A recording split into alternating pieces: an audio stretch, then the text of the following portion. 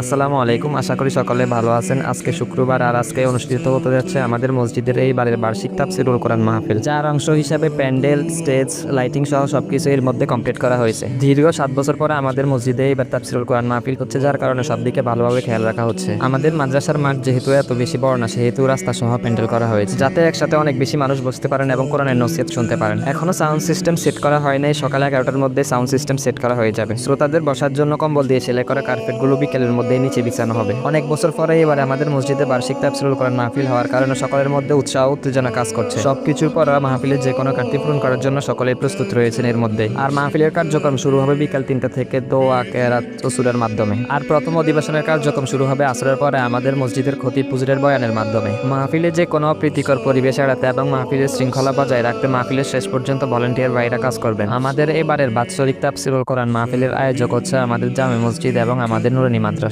মহান আল্লাহ তাআলা আমাদের সকলের এই ক্ষুদ্র প্রচেষ্টাকে কবুল করে নিক, আমিন।